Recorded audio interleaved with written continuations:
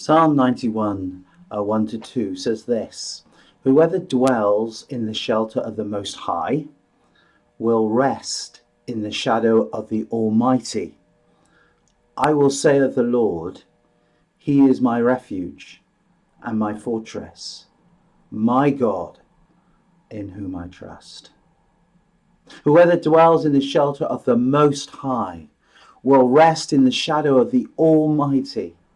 I will say of the Lord, He is my refuge and my fortress, my God, in whom I trust.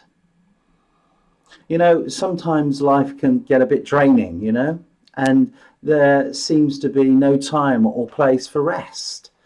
And yet, these words from this psalm, these reassuring words, these comforting words and encouraging words, when things appear to be at their worst, I can get along with everybody a bit negative.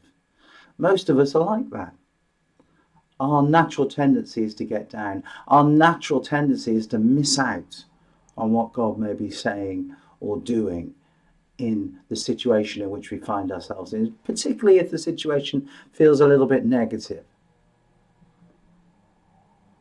We can be tired of learning lessons, can't we, in kind of bad situations. But in this psalm, and particularly in this passage of this psalm, hidden in plain sight, I think there's a deeper meaning. In these verses, there are 4 names for God: the Most High, the Almighty, the Lord, my God. Now, why does the writer use 4 different names? 4 different names for God in 2 verses. I think there's got to be a significance in that. The first name is the Most High. It's a Hebrew word, Elyon, and it suggests a supreme monarch. It suggests one who is elevated above all things. The name signifies things about God: His majesty, His sovereignty, His preeminence. It carries that connotation of a king who reigns above all other kings. It's first used in Scripture in Genesis 14, verse 18. It describes Abraham's encounter with the priest king Melchizedek. In Genesis 14, verse 18, it says this: Then Melchizedek, king of Salem, brought out bread and wine. He was priest of God Most High. Melchizedek gives us a picture of Christ in several ways, and it's fitting that this story contains the first use of this name of God in Scripture. Verse 1 speaks to the protection of one who dwells, lives in the shelter of the Most High. And it causes us to ask a question: where is it that we dwell? Where do we live? Where have we put up a house, put up a tent? Do we dwell in our own self-doubt? Do we dwell in anger? Do we dwell in what could be or what might have been? Or do we dwell in the shelter of the Most High God, the Holy King of Heaven, who promises to protect and to keep us? The second name, the Almighty, is translated from the word Shaddai, El Shaddai. When I became a Christian, there was a Christian musician called Amy Grant. I had a bit of a crush on her, if I'm honest, and she produced a song called El Shaddai. So you might be thinking of that now if you're of a certain age. You won't be alone in that, I guess. Shaddai has many meanings, but it's, as you may imagine, it primarily suggests a powerful, mighty God who is strong beyond our imagination and is more than capable to supply our every need. Shaddai. He's the one God who parted the sea, controls all of creation. In his name and in his power, there's no need that can't be met. There's no circumstance that can't be overcome. The third name, the Lord, is the personal name for God. It's revealed to Moses in the burning bush in Exodus 6.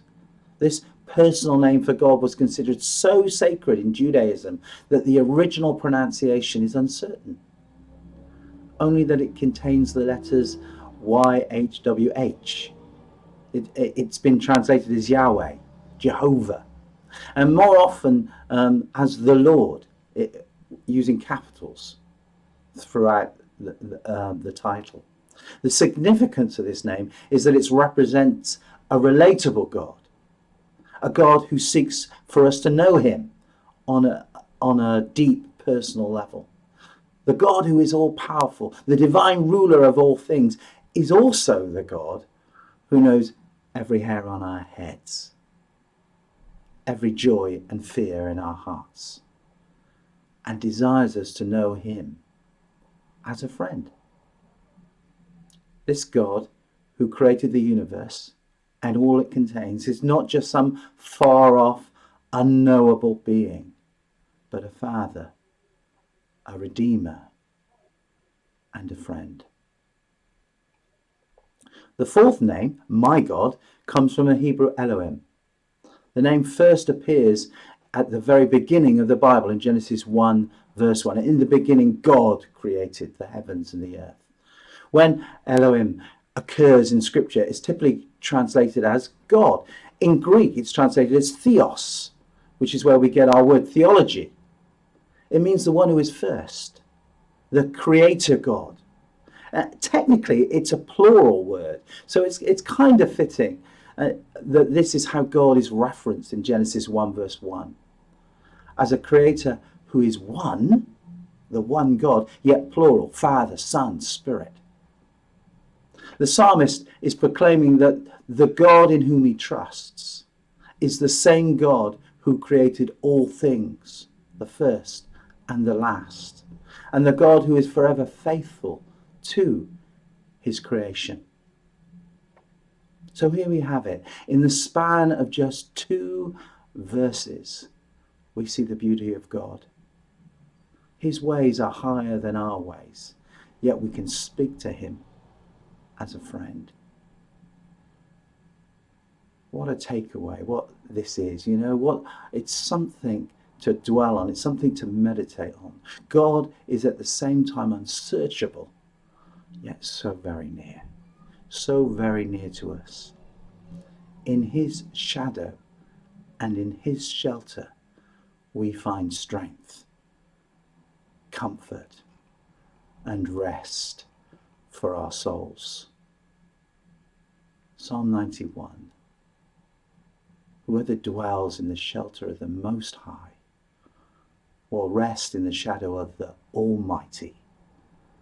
I will say of the Lord, he is my refuge and my fortress, my God, in whom I trust.